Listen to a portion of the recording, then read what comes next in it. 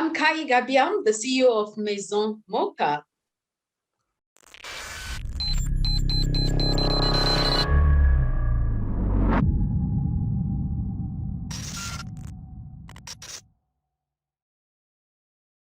Hey, it's Kellen, and today on Diversified Game, I have my friend all the way from the UK. You could also say all the way to from Togo, Kayi. Yep. Here, I just did her show, folks, and I had to remind her she hasn't done mine yet. So you have to have a fair exchange, and she has Maison Moka, and she's going to tell us all about her clothing company. That the links will be in the description box. You guys want some African clothing?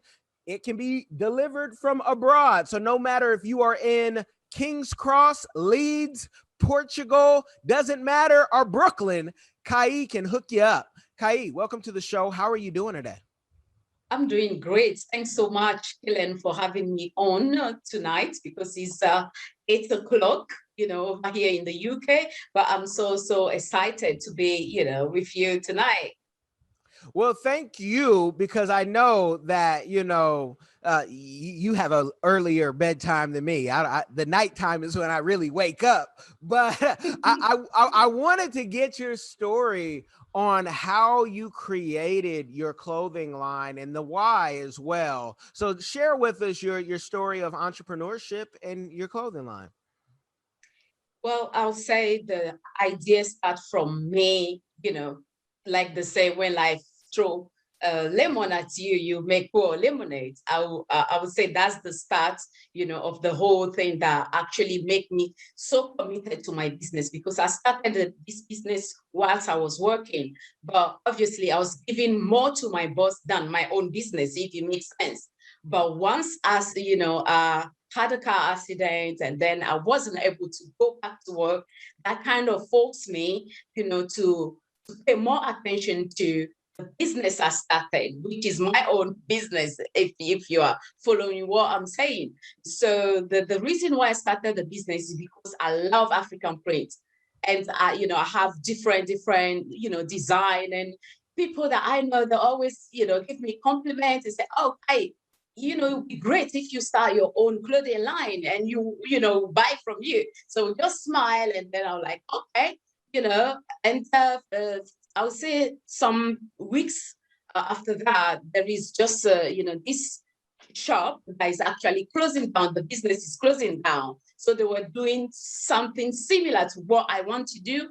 And then I bought everything. And that's how I started my business. And since, I love African clothing, that's just like a way for me to showcase more beautiful prints and what you can actually do different things we can do with it. But we don't only focus on African clothing. I'm a Christian, so faith play is like a major role in my life. So I have faith inspire clothing as well, and accessories. So that's the different things that we do. And explain the name for those who don't speak French. I Okay. want you to go deep. Sometimes I think Kayi thinks, we don't understand because maybe she just rolls into the French and she's like, did I say all that in French? Did you follow me? But I feel the vibe. So translate the name for those who don't speak French. Right. Maison just mean house. So Moka is just my first daughter name is Monique and my name is Kayi. So she's also someone that is passionate about, clothing and accessories. I just, blend the two and make it house of Moka, Maison Moka. So that's what it means. Awesome. And you said, you saw someone, they were going out of business and you bought their stuff, but that only Yes. lasts for so long. So then Oh after you yeah. got their inventory, are you making your stuff? Are you buying Oh yeah, wholesale? yeah. Yeah. I cleared those things long time ago. So I'm doing my own things now, and I choose the design, and I have the good thing is I only work with designers that are back home. So in order to help them as well, whilst I'm helping myself. So that's I believe in us winning together. So that's why I work with designers from Togo at the moment. So they design it. Now, are they also manufacturing it? Because I know that could be expensive to go from Africa to the UK. And, you know, of course, the customers, if they love it, it doesn't matter what it costs because it's art, but they're designing it. But who's manufacturing it? And how do you, you know, work with that and the distribution? They do everything. So once everything is ready, you know, I work with my brother that is over there and my sister. So they are the one that collect things and do the shipping. Or sometime when I'm there myself, I just sort everything out and bring it right here. Now, how does that work? Because I've heard from a lot of people who do overseas, even if it's China, which, you know, there's a direct line to China everywhere around the world. They say we ran out of stuff. And sometimes you think, are they doing it just to have it in demand? But how do you deal with, especially during, you know, the pandemic, that wow, I might not be able to get my shipments in. Did you make any adjustments? Give us your, you know, what happened and what's happening. Well, I'll say I'm a person that always like planning things ahead. So I always have like the things that I'm gonna put, you know, on the side for summer. I already have those things. So to be honest, that was what really, really helped and saved me because I have stuff that were not already on sale or the line, you know, online for people to know. So I won't say like I really struggle when it comes to due to the pandemic to have my, you know, stuff here on time. I didn't go through that, you know, hassle. So everything was good due to the fact that I already have those things that I have, you know, for the coming season already with me because, you know, I just hate waiting and going through stress. I try to do my best and put things in place. So that was what really saved me. And what about, you know, storage? Because we do this so people can be inspired to say, wait, I can do that too. And, you know, Americans, we're all overweight, but when you go to the UK, things are still, you know, still tight. You know, you even still have flats that don't have a lot of windows because of the old window tax, right? And so people are still living in, you know, 1629. But Oh dear. but how, like, how do you deal with storage of all those things? Because I could hear someone saying, well, where's she storing it? Because you may need more room than you know most people have in London. You know, I have some spare space right here. So that's where I keep most of my items. So, you know, with that as well, I don't really have a problem. I keep everything, you know, at home. Does that keep the guest away? Because you can, if you don't want someone to come, you know, African style, you really can't turn anybody away. But if they're like, do you have a space? Actually, I just got an inventory. I have no space, even packages on the couch, even on my bed. I mean, does that keep the guest away, or does that keep them coming saying, hey, Kayi, I know you have some space because you have material?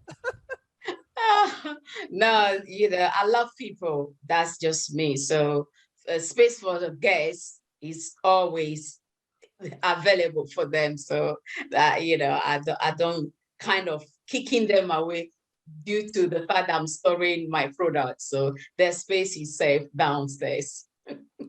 Oh, okay. You guys heard that Kayi loves people. I can't take house guests just sight unseen. I don't need that knock, knock, knocking bags. I need to know, because I might even put you up in a hotel because I need my space too. Now, with being an entrepreneur, when you jumped out on faith to say, look, I'm going to try this, did you keep your job, or did you just say, you know what, I'm full blown entrepreneur, sink or swim, me and my babies, we're going to eat on this, and that's it? I kept my job till, you know, life happened. So you know, I couldn't go back to work. So I think I answer perfectly your question. Though, you know, I started my business, I didn't quit my job. Okay.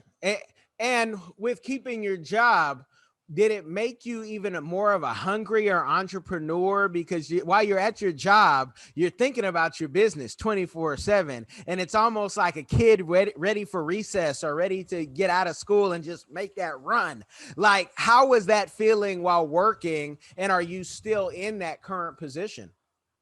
No, thankfully, I'm no longer working. So I'll say that's the stage that really plays, a massive role in me being fully committed to my business. Because whilst I was working, my attention I would say was divided in between the two things. So the one that is mine, I kind of neglecting that because, I'm my own boss. So it's not like somebody's, you have to meet this target, you have to meet that target. So I'm more loyal, and put it like that, to my job than my business. But right now, because I'm no longer working, my full attention is to build my brand as a Moka. Now I want to go somewhere, and this is just for the ladies, and you guys have to understand, like Kayi, I know Kayi, so there are certain questions I could ask and be like, that's really not for the podcast. But I do want to ask a personal question of, because I know that you're single. And when going from someone who is working to a full-blown entrepreneur, do you think that these high value men were more welcoming, or did they run from you saying, wait, you want to be maybe as successful as me? Did you find that your dating life, did it help, or did you find that men were intimidated? Well, so far, I wouldn't say the one that approached me are, intimidated because of what I'm doing. But I would say, they're more attracted to me because of the type of woman I am. So, I don't have that competition kind of type of men around me. So, which is a very, uplifting and very positive thing. Okay, no, that's good to know. I just wanted to know, and really what I was trying to do, folks, on the previous interview that I just went live, I mentioned high value, and Kayi, she wanted to stop me there, and she didn't want to get all the smoke from those of you who now are saying, wait, I'm high value, like you're just waking up to your value because of what another person said. And we love everybody, that, but I just have to tease because I can. I'm in a position to tease. And I also wanted to help people to understand that don't let anybody put a value on you. You're priceless. What do you think as an entrepreneur thus far has been the biggest lesson?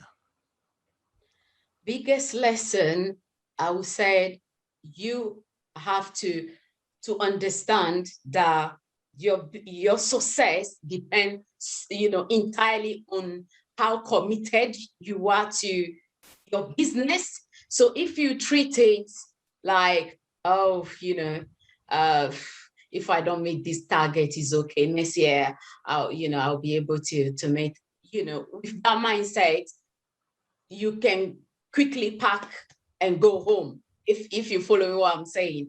But you really have to know that the success of whatever you're doing depends entirely on you, and how much you are prepared to pour into that for it to grow and at the level you want it to grow at. So that would be the lesson I'll say I've learned. So everything is rely completely on your shoulder, is on your shoulder. So treat it as, if I don't do this, I don't meet this target I'm setting for myself, I will be fired.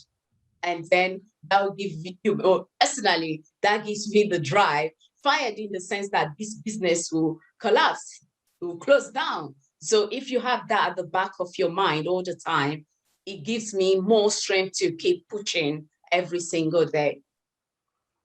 Well, talk about closed down. When this pandemic started, it's like Mhm. everything just shut down right Yeah. away. And the UK was, reportedly giving people 80% of their paycheck, but Mhm. entrepreneurs that wasn't the case. I know they now have figured something out for entrepreneurs, but how scary and what did you do when everything shut down? Nobody can touch anyone. No one can go anywhere. You guys had a real lockdown compared Yeah, to what we had in twice. America. How did you deal with that? Because that's real life. It is, and it can be very stressful as well if you put your mind on, this is not coming in, that is not coming in.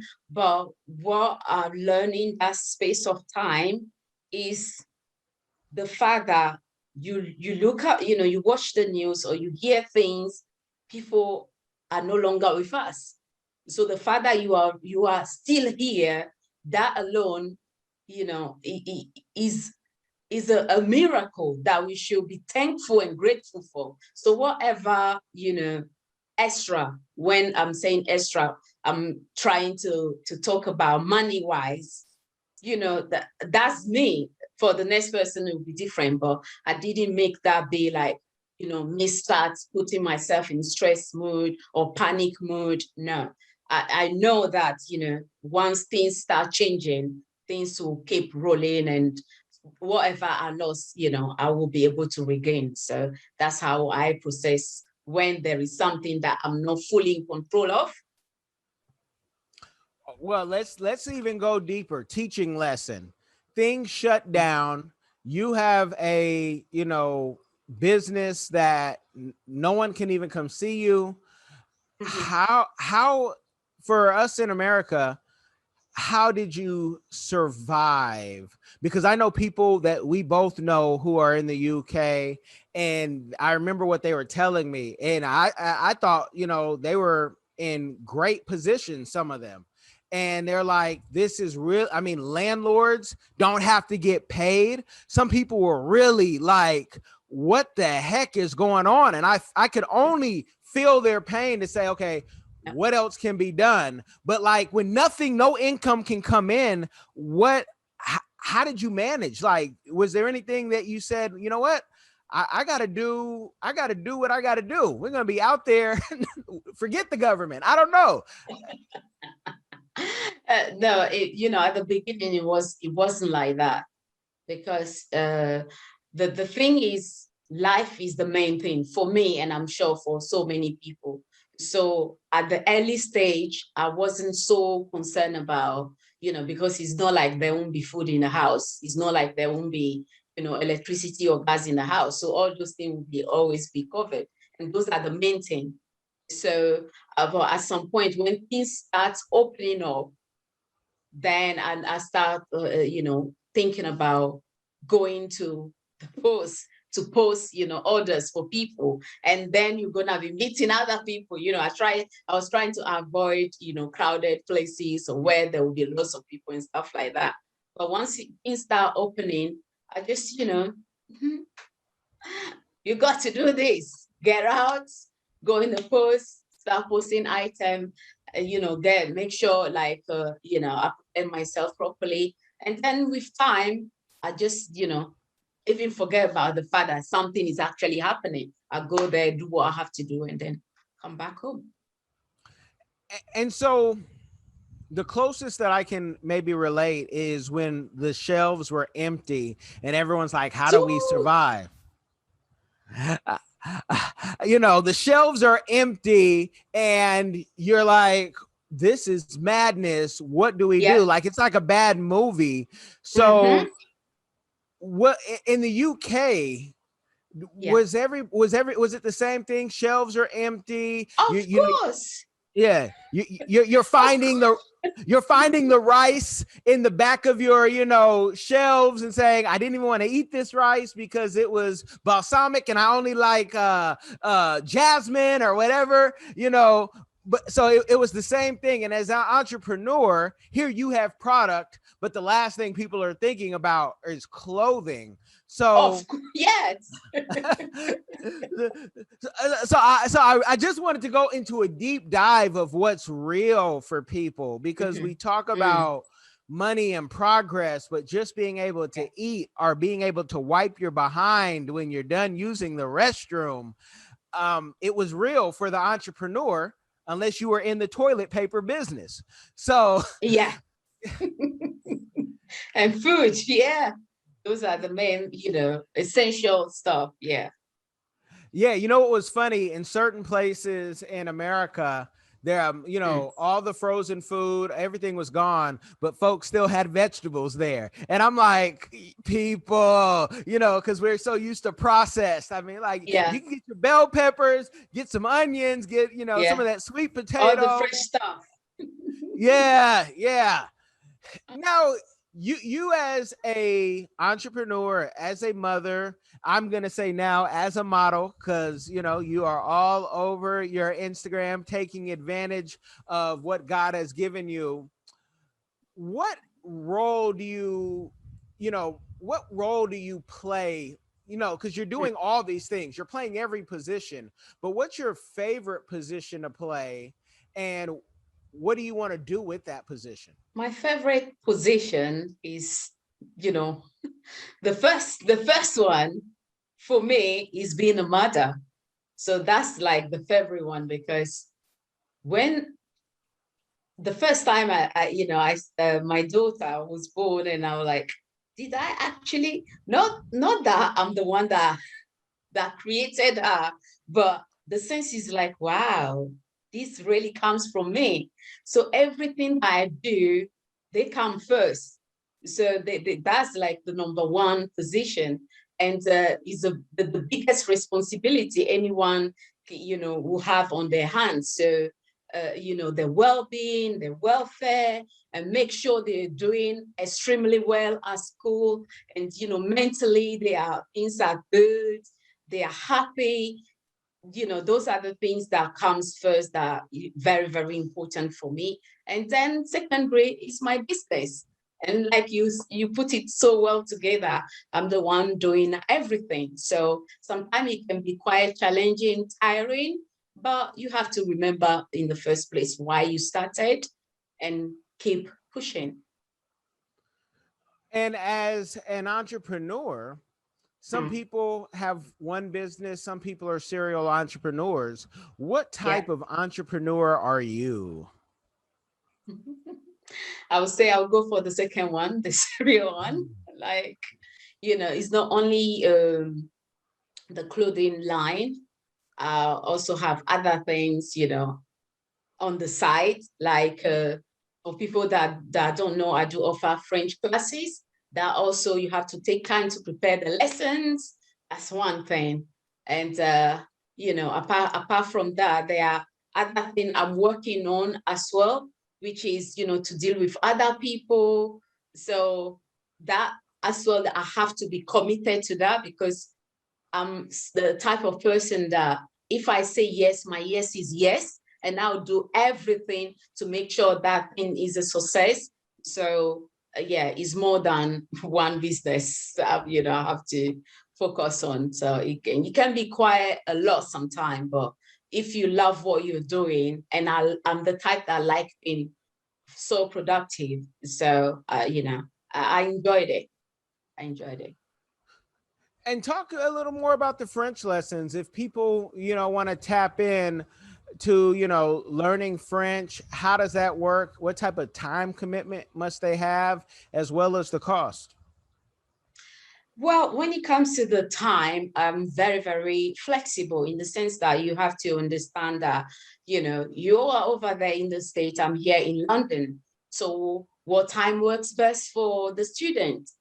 They will tell you, and then you work with that. Some people prefer the weekend because weekdays they are so, busy, so they can't commit to attend class and stuff like that. And I have one guy over there in LA.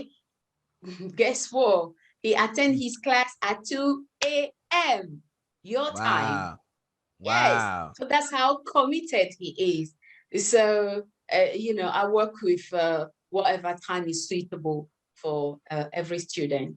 And the course, it depends everyone what they want to do. I do have the intensive course where you do 2 to 3 hours a week.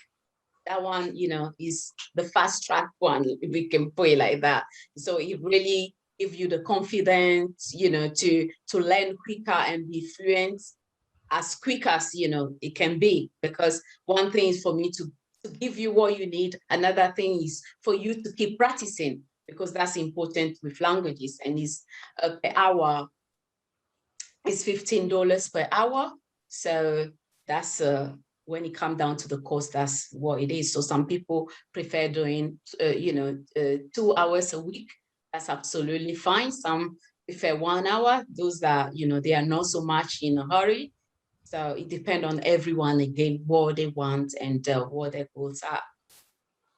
And don't forget the price, because I want, before anybody reaches out, I want them to know at least the range they need to be in. Because some folks will say, oh man, 2-hour class for $5, and really try to get over. So explain that, please. Yeah, 2 hours, that's $30 a week. So the setting is, you pay up front for the classes. So if you're going for the 2 hours a week one, I'll give you the price. If you want 3 hours, then I'll give you that price as well. If it's 1 hour, then it's straightforward, $15 a week. Okay. So, per month, exactly, the cost, which will be $60. So very, very affordable. Again, is about encouraging people, to learn other languages. So they don't end up thinking, oh, because of the language barrier, I can't go here, or I can't do business in this country or that country. And it's always good anyway. I don't know about the next person, but to be able to speak different languages is a beautiful and very important thing. And that's lovely. Now, what about in Togo? Any of the traditional languages? Do Yes, you teach that as well? I do teach Ewe. Yeah, that's the language mainly spoken in Lome, which is the capital city, and then some part of Ghana, the Volta region part, and some region as well in Benin Republic. So Ewe, I do teach Ewe as well. Oh wow, so it's multi-talented. That's why the high value, folks follow you. With all the success that you have had and that you're going to have, because the best is yet to come, what is a community give back that you are doing or that you plan to do in the future? As a mother first, that children will be like my heart will be drawn towards them, in the sense that I want a child that is on this planet that never ask or sign any document to be here. So I want them to be happy. So I'm currently working with an organization called Black Purse, which is actually based in Sierra Leone. But with time, we're going to expand it all over Africa, where we are helping mothers and children, in need, to be able to, be the best they can be, not thinking about, oh, because I can't pay my school fees, I can't go to school, or, they don't have the right clothing, sometimes it's also cold in some part of Africa that people don't know. So make sure, we put stuff in place to send to them, and also whatever we can do to help when we can with the scholarships. So that's what I'm working on right now. But with time, definitely, I have someone else in Ghana that also approached me, and they are doing similar things, but in a big, in a very different level, in the sense that they are building communities for not only the continentals, brothers and sisters, but they opened also to the diaspora to join. So I have that as well on the list. So when I visit, and I will be working on that, because they want to be in Togo as well. So I have to see certain people to make sure we start the work. Okay. And, I know being a woman and having daughters, and I mean, who runs the world? Girls, but I say women, right? The Yeah. Being from West Africa, and women getting more power, more education than they've ever been allowed to, which is a beautiful thing. What are your thoughts on bride price? Should we get rid of it, or is it, I don't care who you are. You could be from Yale, Oxford, whatnot. Bride price should stay a traditional thing. Definitely, it should stay. We can't get rid of it. That's what make it's part of our culture. It's part of who we are. It's something that women or girls look forward to. That day will come, and men as well have that in mind. I will say, okay, in this generation now, the high value, the high value one will have that in mind, that you don't just go and grab and do whatever with someone's daughter, or you do things properly. So the bride price should definitely stay. Okay, because there's different places, but even in West Africa, folks have been fighting for years, decades, all that. We want to stop bride price, and and now with even more interracial dating, I have an associate who he married an African woman, and him being white, Mzungu, a brony. He said, he's like, I was against it, because to me, the way our history is, so he made a deal with his in-laws that he would always help them, but giving upfront money just seemed too much like slavery. So I just wanted to, get your take on it, because everybody's coming from a different place. Well, okay, I'll use the example of one of my sisters. And, she was also, she's married to a Bazunga, let's say like that. But he went through all the process. So, I don't know, but it depends what the other family you just mentioned allow him to do and what they are comfortable with. But personally, if, that's what we do, that's what we do. If you want me, you have to follow through. Yeah. I love it. I love getting the game, because it allows me to see everybody's perspective and where they're coming from, and not telling people, I can't tell you if you're right or wrong. I can just tell you, show more love. That will tell you if you're right or wrong. Love will always tell you. There's folks in the Bible who they had to throw concubines next to them to see if they were dead. King David, he had a lot of love to give. So we wonder why the seed of David and those are just, I got a lot of love to give. And if you can afford it, give it, but make sure it's love and not lust. I thank you for coming on here, folks. You do not know, for someone like Kayi, how difficult she came out of her comfort zone of asking the questions to being asked. She had no idea what I was going to say. I put her on the spot, and, she's like, oh my goodness. But there was somebody from the UK who told me, can you try to shorten these? Don't make them too long. So this is what we call a kind of a quickie. And I appreciate you, Kayi, for coming and giving the game. Same here, bro. Thanks so much, Kellen, for having me on. I had a great time.